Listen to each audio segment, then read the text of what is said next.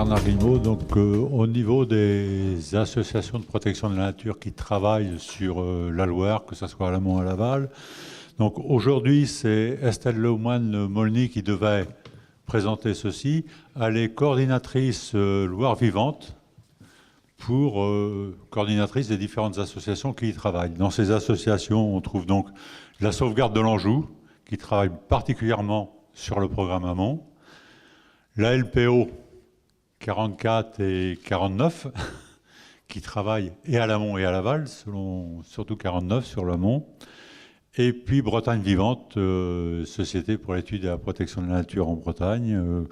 Et nous, notre intervention, même si le territoire de Bretagne Vivante s'arrête au département, on travaille surtout, on a beaucoup travaillé sur l'estuaire et la partie Nantes et aval de Nantes. Donc,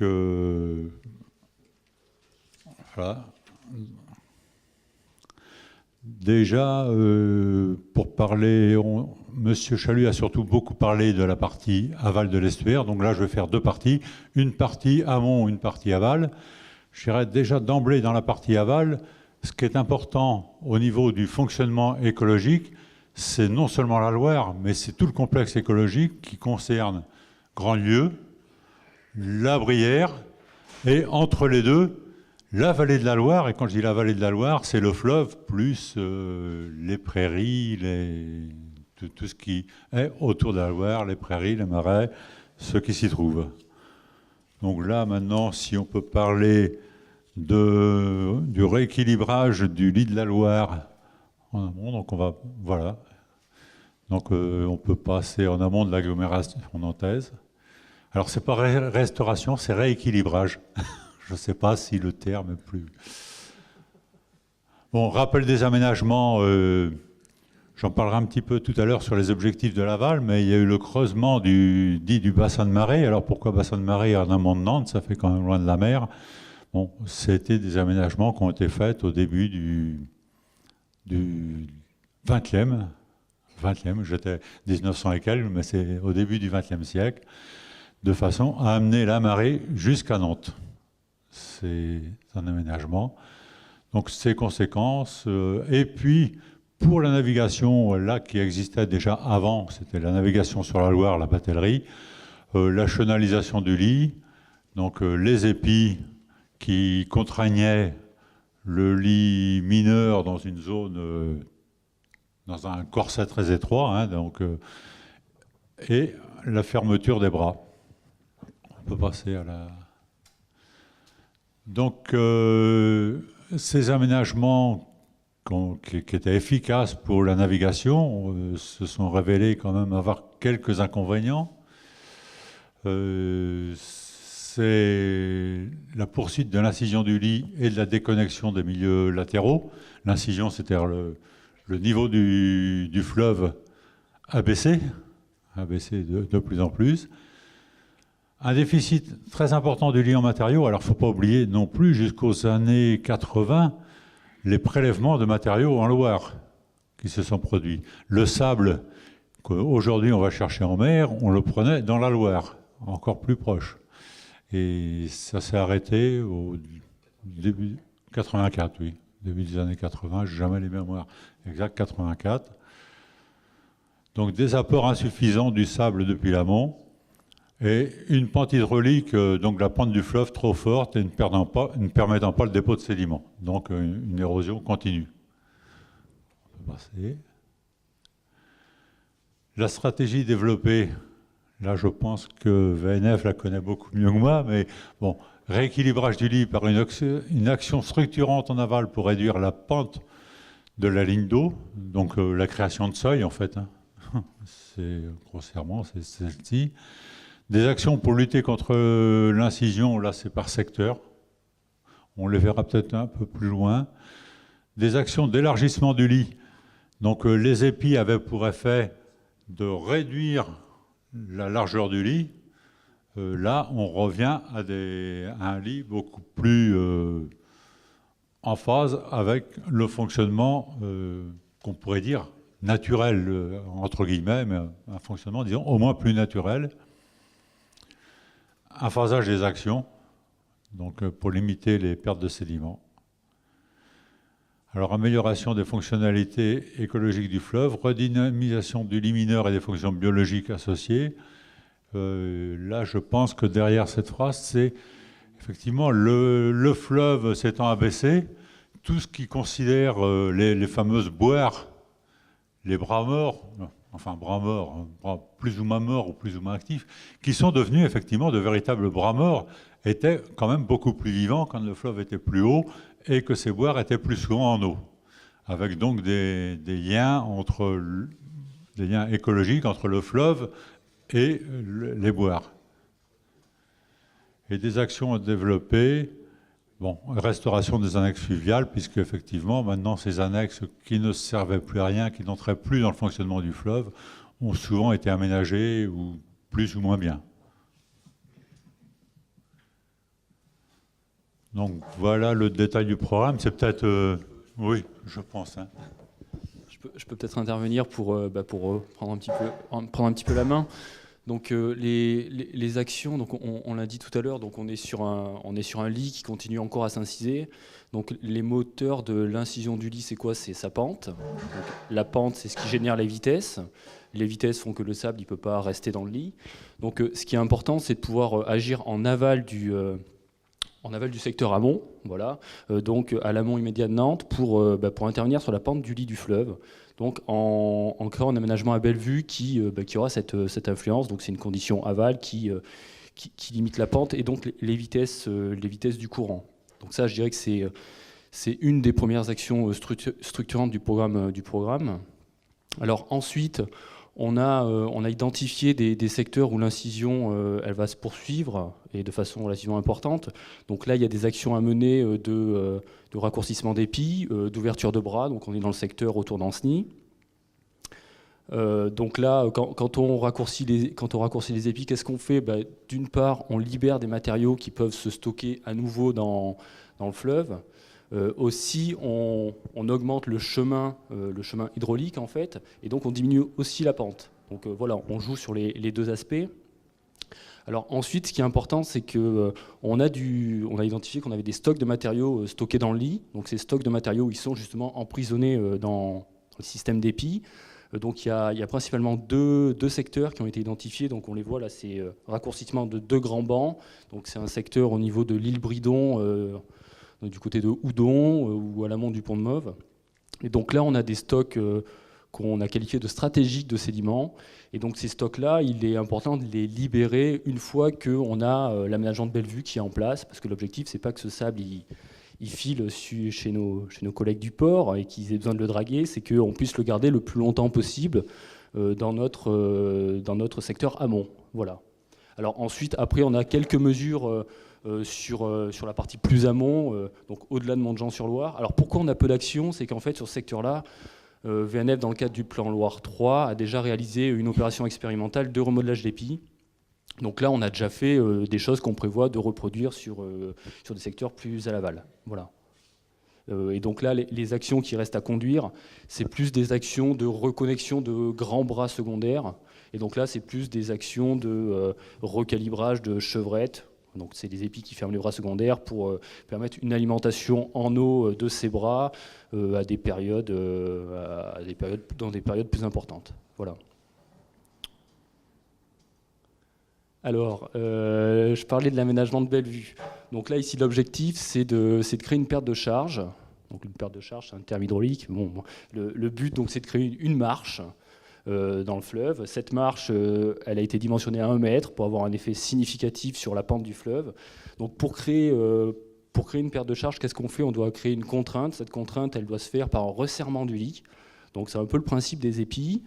Mais il faut que ça se fasse sur une longueur suffisante pour que l'effet recherché soit effectivement là. Donc là, le principe de l'aménagement qui a été étudié, c'est... alors, on doit voir, si vous passez le diaporama, il y a peut-être d'autres illustrations. Donc ça, c'est le secteur...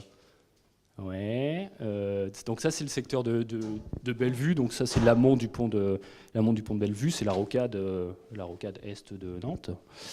Donc l'aménagement projeté, il se situe à l'amont. Donc c'est quand même un secteur un peu emblématique, hein, le secteur de Bellevue, parce que donc on parle beaucoup de déroquetage dans ce secteur-là. Donc ce qui s'est fait dans les années 80, c'est qu'en fait il y avait à l'amont la création du bassin de marée.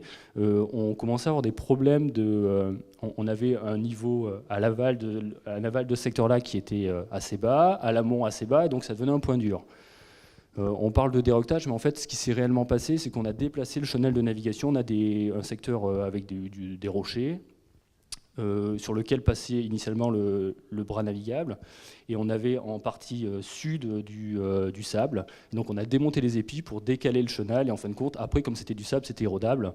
Et donc finalement, le déroquetage de Bellevue, c'est surtout le déplacement d'épis qui font que le lit s'est ensuite naturellement enfoncé, quoi. Voilà. Donc faisabilité favorable. Donc l'aménagement qui a été étudié, c'est un aménagement qui doit satisfaire de différents usages. Donc il y a un usage navigation. Il doit aussi être transparent vis-à-vis du franchissement piscicole. Donc on est quand même dans un secteur important vis-à-vis des civelles. Voilà, donc espèces qui migrent dans le secteur. Et il y a aussi la question des crues. Il ne faut pas que cet aménagement il ait d'impact sur les événements. Les événements de crue. Voilà. Donc ensuite, c'est quand même un aménagement qui est relativement compliqué parce que un petit peu expérimental. On n'a pas forcément beaucoup d'expérience au niveau européen sur ce type d'aménagement. Donc ça nécessite un temps d'étude important, de bien modéliser les choses et pourquoi pas avoir recours à un modèle physique pour voir vers quoi on va.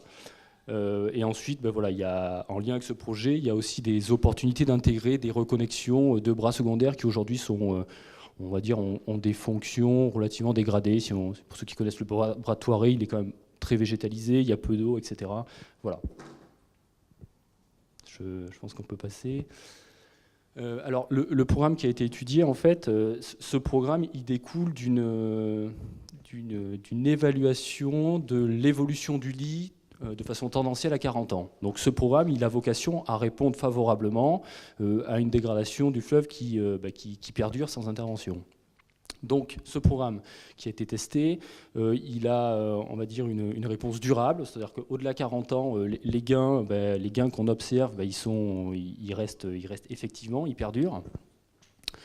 Donc on a une efficacité aussi sur la remontée de la ligne d'eau. Donc voilà, il y a deux aspects. Donc c'est le réengravement du fond, mais c'est aussi la remontée de la ligne d'eau. Donc on voit bien, hein, plus 70 cm, c'est quand on est directement à l'amont immédiat de Bellevue. Forcément, l'aménagement fait qu'on a un effet bénéfique important. Ensuite, on a mis en avant aussi un gain marqué sur la diminution du lit mineur. Donc là, le fait de remettre des surfaces en eau, c'est aussi intéressant d'un point de vue biodiversité. Voilà. Donc c'est ce qu'on met en avant. Les plus 745 hectares, c'est des secteurs qui, aujourd'hui à l'étiage, ne sont pas en eau, mais qui le seront après la mise en œuvre de ce projet. Voilà, donc ensuite, il y a quand même des éléments favorables pour la mise en œuvre opérationnelle de ce projet. Donc c'est l'impact limité sur le risque de crue, c'est le fait que le bief reste navigable. Alors la navigation sur l'amont, c'est pas du tout la même navigation que sur l'aval, hein. C'est une navigation où les bateaux doivent quand même être adaptés à une navigation fluviale un peu particulière, avec des tirants d'eau qui sont faibles l'été, de l'ordre du mètre. Et ensuite, on a quand même un secteur où on a beaucoup d'ouvrages, des ponts, qui comprennent aussi les tirants d'air. Donc voilà, quand on a de l'eau, on n'a pas forcément des tirants d'air qui sont bons. Donc après, pour les activités commerciales, c'est compliqué. Voilà, et ensuite, il y avait une question importante qui est l'enjeu migration, migration des grands migrateurs, saumons, civelles, etc. Voilà. Donc ça continue. C'est la dernière diapo, je ne sais pas trop où on en est. Vous l'aurez compris, c'est pas ma présentation. Hein. Non, mais vous êtes très bien là. Ok, donc alors le programme qui a été étudié, donc ce qu'il faut peut-être préciser, c'est que ce programme, il a été étudié par le GIP Loire Estuaire entre 2011 et 2013. Donc ensuite, ce programme, il se met en œuvre dans le cadre de différents plans Loire, et les programmations plans Loire, c'est des programmations de 7 ans. Donc aujourd'hui, le programme qui a été étudié par le GIP, il a été construit pour une programmation sur 14 ans qui correspondrait à 2 plans Loire. Donc. avec une estimation globale du projet à 63 millions d'euros. Une première partie portée par VNF, voilà, sur la période 2014-2023, avec les 4 opérations, dont certaines, vous allez reconnaître les opérations qu'on a citées tout à l'heure, Bellevue, de la suppression d'épis du côté d'Ancenis, l'adaptation des seuils du Frêne. Est-ce que je dois en dire 2 mots? Je ne sais pas. Les seuils du Frêne, c'est une première expérimentation qui avait été mise en œuvre dans le cadre du plan Loire 2 en 2002-2003 par VNF, opération expérimentale, qui aujourd'hui montre ses limites et un peu dégradée. Donc c'est l'occasion, ce programme, c'est l'occasion aussi de remettre, de se reposer la question de cet aménagement. Voilà. Voilà, qu'est-ce qu'un assistant à maître d'ouvrage retenu? Enfin voilà, après vous pouvez lire, je ne ferai pas mieux. Et un cadre scientifique à mettre en place pour accompagner le programme, parce que c'est effectivement, il y a un certain nombre d'actions, il y a des actions qui sont des actions un petit peu nouvelles, qu'on peut qualifier d'expérimentales. Donc il faut aussi en mesurer les effets tout au long du projet. On est sur un projet long, on a aussi des données qui peuvent évoluer, donc on a des outils. Ce qui est intéressant, c'est aussi de remobiliser ces outils de modélisation avec les nouvelles données sur le transport solide, sur les effets du changement climatique, que sais-je, pour voir comment notre programme il sera effectivement robuste à 40 ans, quoi. Voilà. Bon, j'ai fini. J'espère que j'ai été clair. Merci beaucoup pour cette présentation du programme Amont. Monsieur Guillemot, vous avez la parole maintenant pour l'aval, si j'ai bien compris. Merci beaucoup, Monsieur Pichon. Merci beaucoup. Merci. Donc,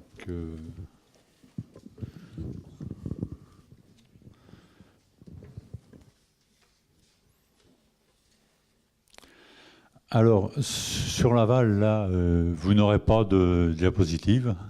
On va en parler en direct.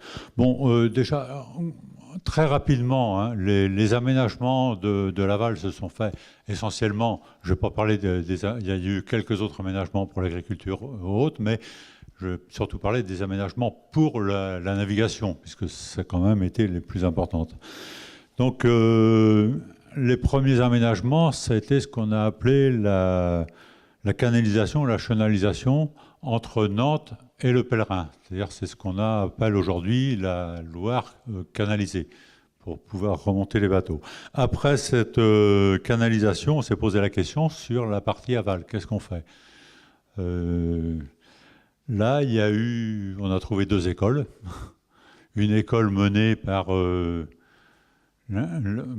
l'ingénieur Le Chalas, qui était plutôt un aménagement sur le fleuve lui-même, et puis une autre école qui était un aménagement à côté du fleuve. C'est le canal de la Martinière, que tout le monde connaît, je suppose. Donc le choix s'est bien porté très rapidement, parce qu'il faut reconnaître que les élus étaient majoritairement pour le canal de la Martinière, donc le choix s'est fait en fonction des élus, c'est fait sur le canal de la Martinière. Là, je dois avouer, pour l'environnement, ça aurait été effectivement, si ça avait marché, très bien. On aurait eu le canal pour la navigation, la Loire en tant que fleuve naturel, je m'en serais très bien porté. Mauvaise pioche, à peine était-il fini, ce canal qui s'est révélé trop petit, quoi. Donc, il fallait dire, est-ce qu'on l'agrandissait ou est-ce qu'on passait à autre chose? Et là, on est revenu effectivement aux opérations qui étaient prônées par M. Léchalas 30 ans avant, à peu près.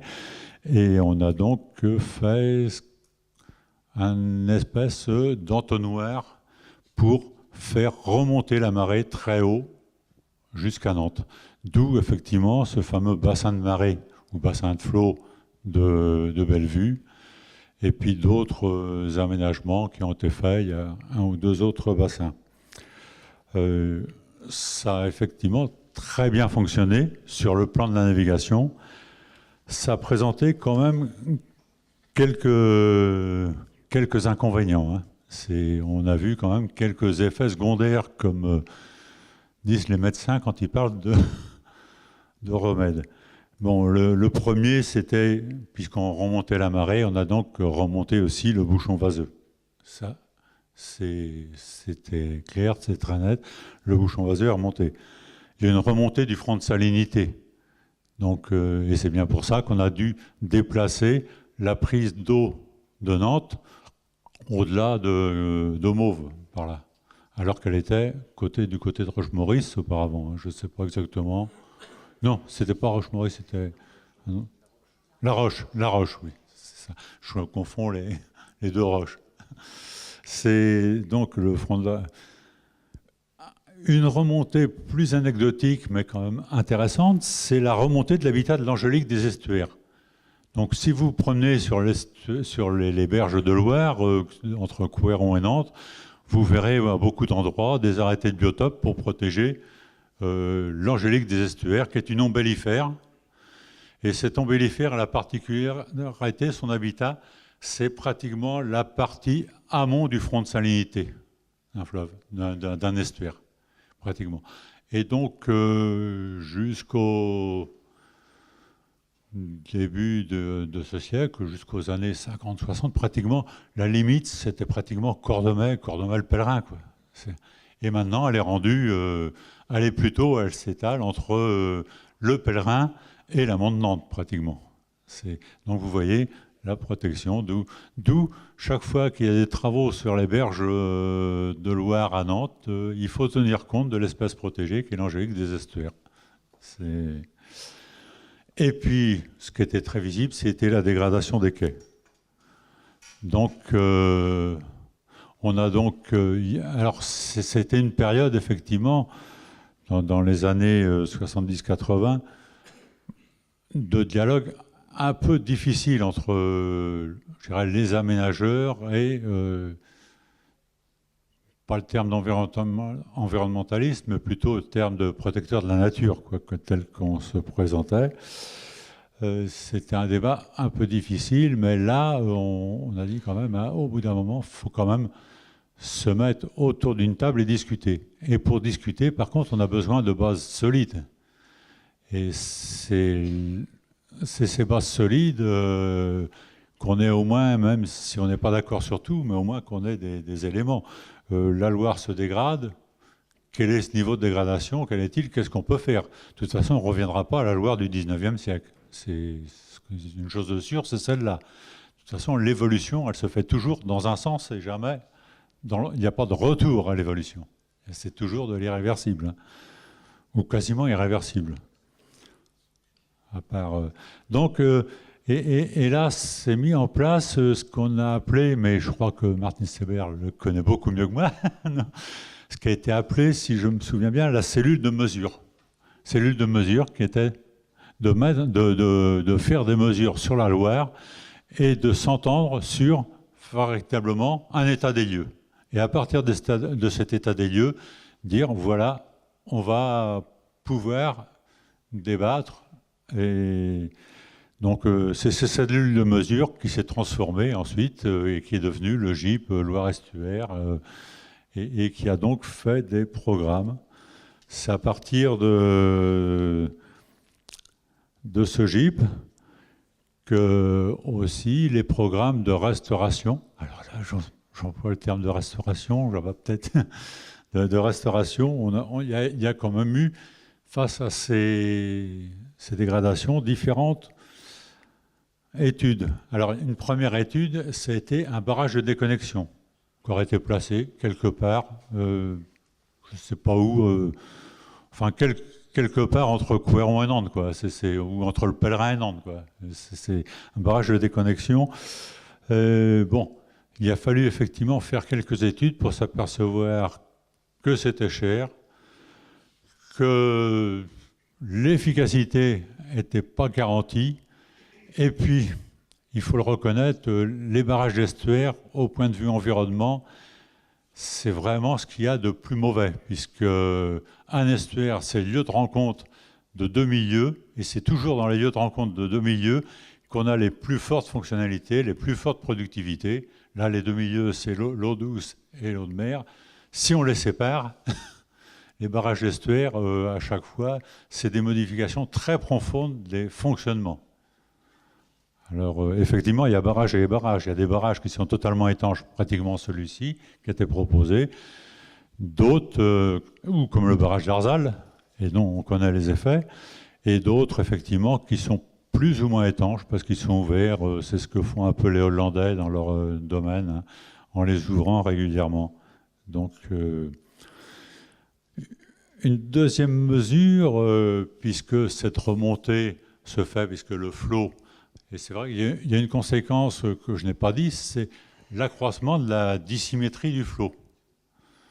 C'est-à-dire de la dissymétrie du flot et du jusant. On a 12 heures pour la marée montante et la marée descendante, à quelques minutes près, 12h25, bon, mais donc on a 12 heures, et on constate que le flot prend à peu près 4 heures, et le jusant 8 heures. Donc on voit bien que quelque part, s'il y a des choses qui doivent s'accumuler, les sédiments qui nous viennent de mer, parce qu'il y a beaucoup de sédiments dans l'estuaire qui nous viennent du large. Il n'y a pas que les sédiments qui viennent de l'amont. Les sédiments qui viennent du large, ils sont transportés avec le flot, ils ne sont pas repris avec le jusant, qui est pratiquement 2 fois moins vite. Ce que j'ai oublié de dire aussi, c'est qu'on avait pratiquement au début du siècle la moitié, le marnage à Nantes était pratiquement la moitié de celui de Saint-Nazaire. Aujourd'hui, il dépasse celui de Saint-Nazaire. Pas de beaucoup, mais il le dépasse un petit peu. Ce qui est normal, puisque n'étant pas freiné et ayant un convergent, la vague qui se propage augmente effectivement au fur et à mesure. La seule façon de la limiter, c'est la pente, et c'est le freinage sur les rives. Le freinage, il était pratiqué par les bras des îles, par les bras qui ont été rescindés. Alors, une autre idée, une deuxième idée, c'est réouvrir les bras morts qui sont pratiquement tous maintenant ou qui n'existent plus. Les îles entre Nantes et Saint-Nazaire ont encore le nom d'île, mais ce ne sont plus des îles. Que ce soit l'île Pipi, l'île Chevalier. Réouverture des bras morts. Et là, les études du GIP ont montré que c'était effectivement quelque chose de très lourd, très onéreux. C'était une tentative de retour en arrière, mais dont l'efficacité n'était absolument pas garantie. On aurait pu obtenir quelque chose. Alors, il y a eu un autre projet, c'est celui de restauration de vasières latérales. Restauration de vasières latérales. Et là, on s'aperçoit qu'il faudrait effectivement réouvrir les vasières sur à peu près, pour avoir un effet significatif, entre 300 et 400 hectares, quoi. On donne le chiffre de 350, mais bon, compte tenu de la précision de ce qu'on peut faire sur un modèle, j'aurais tendance à dire, mettons 300-400, quoi. C'est des projets qui aujourd'hui sont plutôt, un projet qui aujourd'hui est plutôt au point mort. On l'a vu, nos élus, ils ne seraient peut-être pas contents que je dise ça, mais je les trouve un peu timorés. Alors c'est vrai qu'il a un coût. Le résultat n'est absolument pas garanti. On est dans un domaine où... Mais bon, il y avait un premier projet qui était de faire une centaine d'hectares qui était quand même à coût modéré et qui aurait permis de voir où on allait. Et là, on ne l'a pas fait. Et c'est vrai que si on ne fait rien, on ne saura pas. Si on ne fait rien, si on ne fait pas d'expérimentation, on ne saura jamais. Donc aujourd'hui, on est plutôt sur ce sujet-là au point mort. Donc,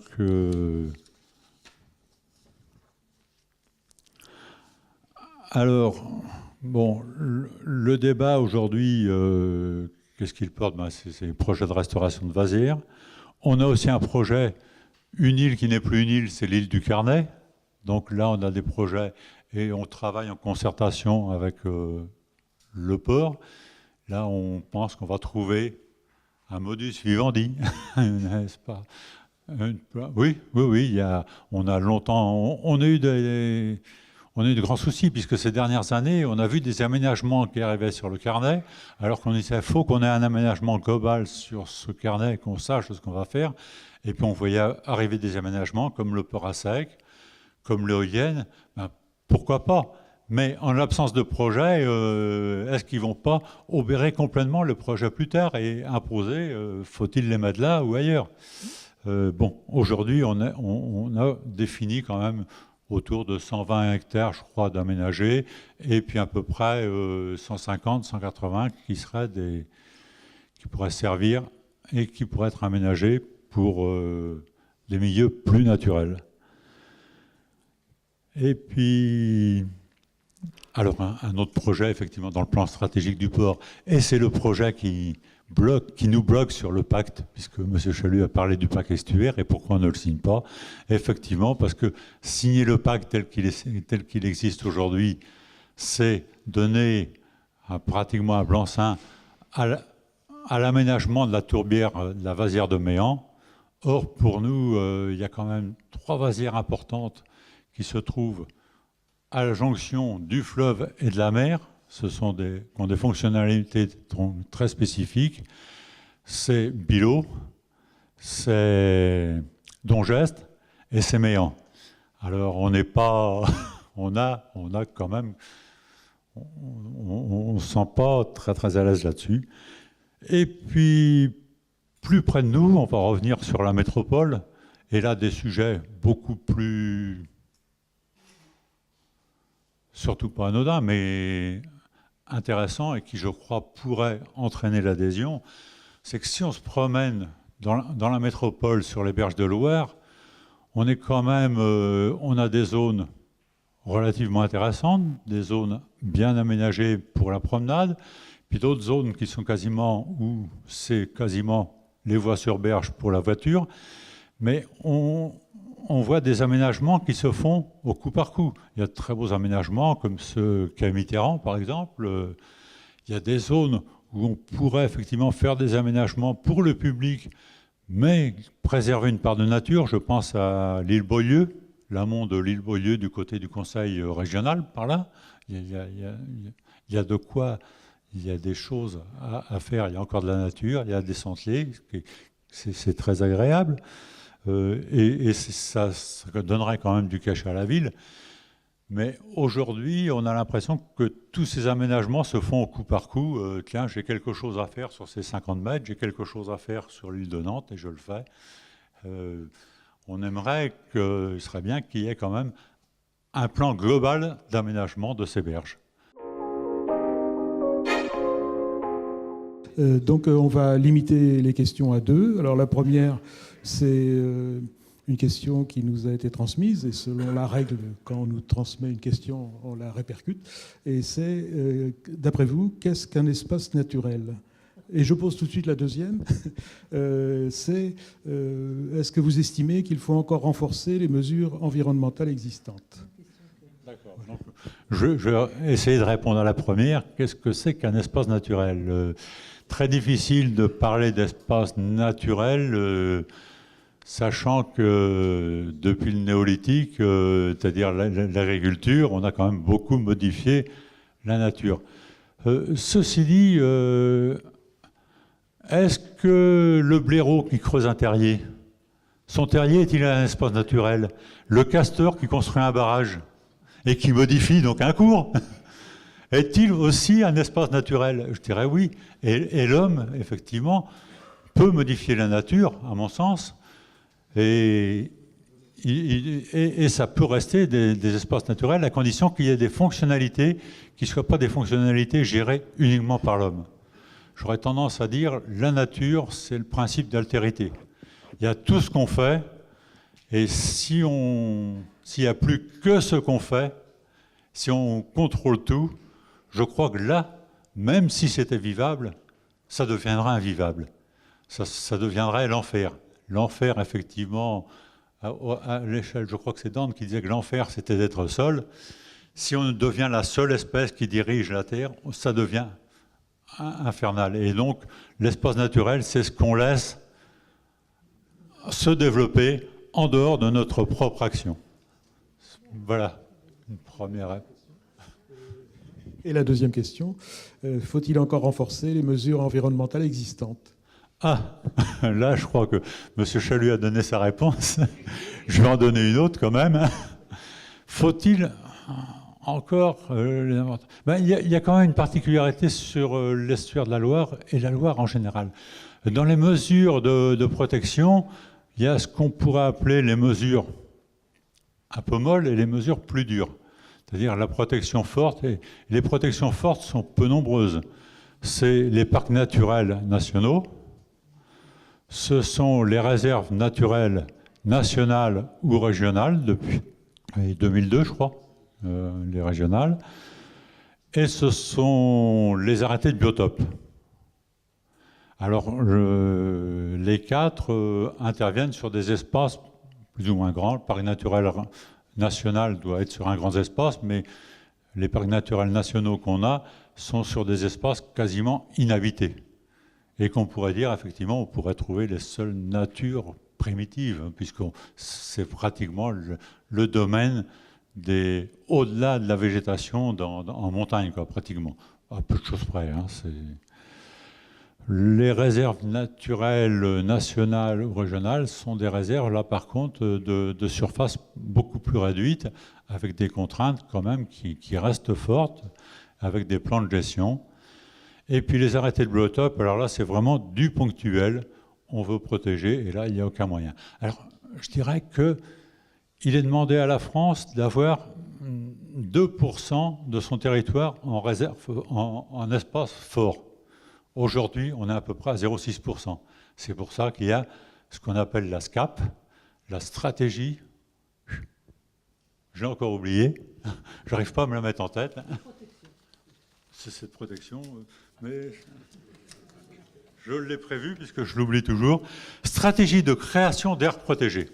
Voilà, c'est très beau, c'est presque poétique. Hein.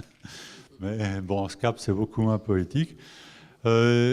Il est quand même remarquable que sur l'estuaire de la Loire, il y a beaucoup de mesures, mais aucune mesure forte. Hein. Il n'y a que des Natura 2000, parc naturel régional, mais c'est un parc naturel régional de Bruyères, mais un parc naturel, c'est plus lié c'est plus pour objectif le développement, un développement basé sur les richesses naturelles du lieu, mais c'est quand même un développement. Hein, donc, il n'y a pas de mesure forte. Bon, ceci dit, en attendant d'avoir des mesures, et faudrait, s'il y a des mesures fortes, elles seront obligatoirement, puisque c'est quand même un milieu très habité, très occupé, elles seront, à mon sens, quand même sur des surfaces qui devront être réduites, bien localisées, avec des objectifs bien précis. Par contre, ce qu'il faudrait surtout, c'est déjà bien appliquer celles qui existent. Alors, pour bien appliquer celles qui existent, je donnerai un exemple qui s'est produit il y a quelques années dans la métropole, c'est le golfe de Saint-Sébastien. Golfe de Saint-Sébastien, zone Natura 2000. Pourquoi pas? Mais quand on est dans une zone Natura 2000, la première chose qu'on fait quand on a un projet d'aménagement, c'est une étude d'incidence et voir comment ça va modifier ou mettre en péril les objectifs de la zone Natura 2000. Or là, les promoteurs du golfe se sont bien gardés de ça. Et pour se garder de ça, ils se sont gardés de demander toute autorisation. Ils ont fait le golfe. Et quand on s'est aperçu que le golfe a été fait, on a effectivement, en tant qu'association, on a réagi. La réaction en face a été de dire, bah maintenant, on fait la demande. Le golfe était construit, on fait la demande, on l'obtient. La règle, c'est que nous, on attaque l'arrêté préfectoral qui autorise le golfe, après coup, mais on sait que dans ces cas-là, on a très peu de chances de gagner, on perd. Donc, c'est quand même une façon de nous mettre devant des faits accomplis. Et je dirais que bon, des exemples comme ça, sur la Loire, il y en a beaucoup. Les comblements de zones humides, il y en a pratiquement tous les jours. Et on ne voit pas, on n'a jamais réussi. On a eu des actions en justice, mais on n'a jamais réussi à obtenir quoi que ce soit de surveillance.